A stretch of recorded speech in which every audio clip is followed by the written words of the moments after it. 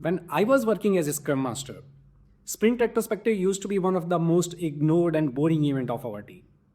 But later on, with the help of some tools and the facilitation technique, we were able to spice it up. There was no AI at that time. But with so many AI tools available now, I think we have better options to improve our retrospective. And based on my experience, what I have seen so far, there are 4 reasons the retrospective becomes boring. Number 1, the same 3 questions. You go to the retrospective and you have to answer the same 3 questions. What went well, what didn't go well, and what can be improved. And it becomes more of an autopilot. People start boring with those 3 questions. They need change. Number 2, the action item graveyard. Every sprint, you come up with maybe 8 to 10 action items, right? And looking at your sprint duration, you may not have time to work on all those action items. Sometimes those action items may not have even the order assigned, right? And if the same action item starts repeating sprint over sprint, then it becomes frustration. Number 3, the surface level discussion. We go to the retrospective and we talk about the symptoms, not the root cause. Hey, we had too many meetings. But why? We didn't communicate well. What does it mean? Right? So these are not the correct way of doing the retrospective or maybe getting insight out of it. Number 4, the facilitation bias. And this is for the Scrum Master or your facilitator. Sometimes it's a more of an unconscious way. We steer the entire session towards our favorite topic. It becomes our session rather than teams, right?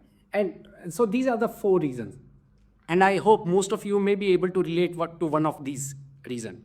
And you may have a different maybe reasons or maybe experience with the retrospective, right? And if you have improved or if you have used any tool or technique to improve your retrospective, just please provide your experience in the comment section. Now let's come to the AI. How we can use AI to improve our retrospective. So we are going to use 5-step AI framework for improving our retrospective. All these 5 steps have an associated prompt, right? And all these prompts are freely available on our website. I will be providing the link in the description and you can download it anytime. There is no registration or email required for it. So let's start. The first step, it starts before the retrospective, where as a facilitator, you collect all the sprint data, your completed story, uncompleted story, your bugs data, or maybe your Teams channel information or your Slack channel, whatever.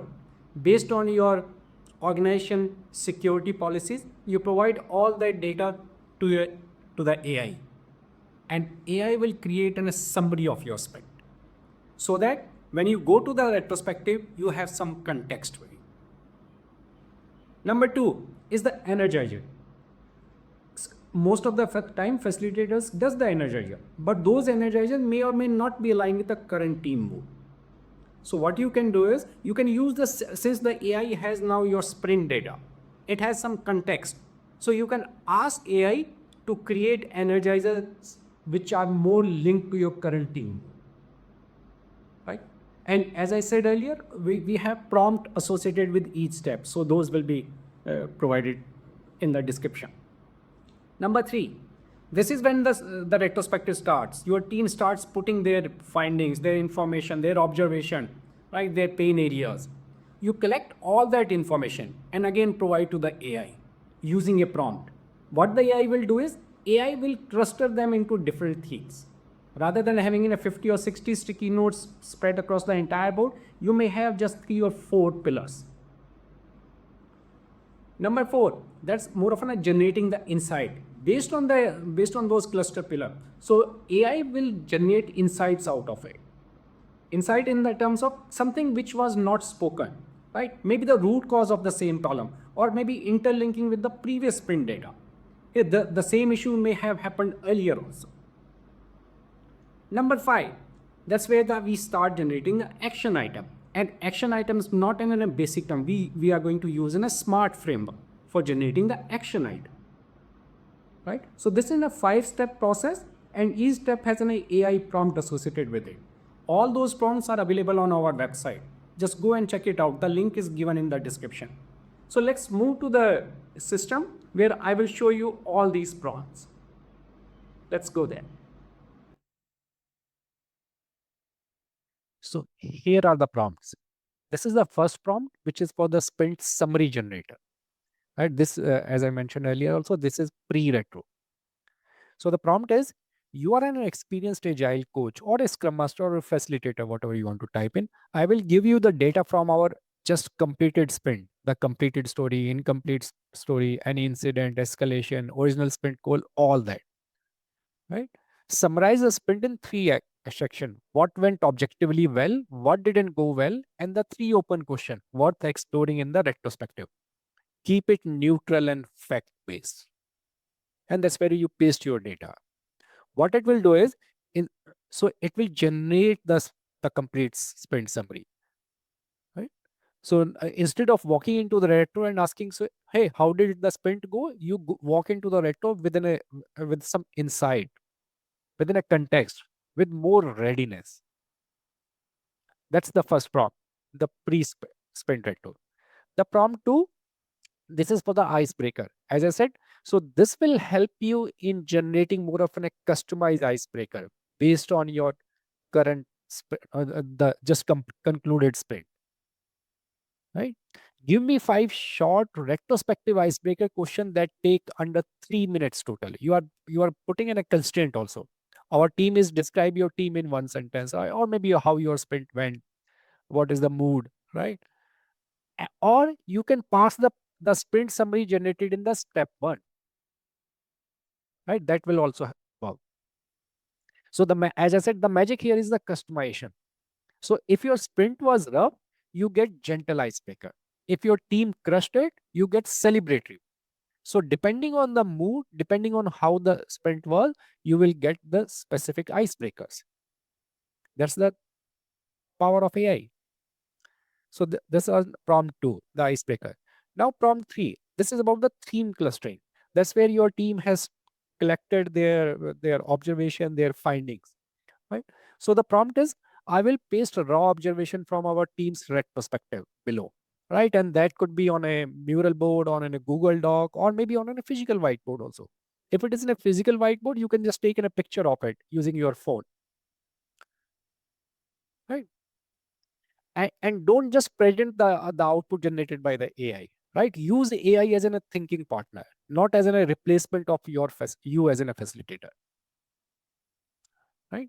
And what you are asking is, you are asking to identify the the the themes. You are asking AI to cluster those findings into different themes, right? Along with a systematic rules call. And all these prompts are available on our website. You can go and download them or copy them from there. The prompt 4, this is maybe getting into more of a root cause digger, right? The for each theme below, the theme which we identified in the prompt 3, ask the 5 whys to identify the root cause, right? Things, it could be related to the process, could be culture, tooling, or maybe the unclear ownership, whatever it is, right? And this will help you in getting in a better root cause. For example, we missed the sprint goal because we underestimated. Okay, but why did we underestimate? We didn't refine well. But why didn't we refine well, right? And you keep going. And when I say you, the AI keeps going, right? It doesn't get tired, right? And it doesn't feel defensive also, right? That's the prompt 4. So you have got the root cause. Now the prompt 5 is more of an action item, right? So here we are asking the AI to generate action item using the SMART criteria: specific, measurable, achievable, relevant, and time bound.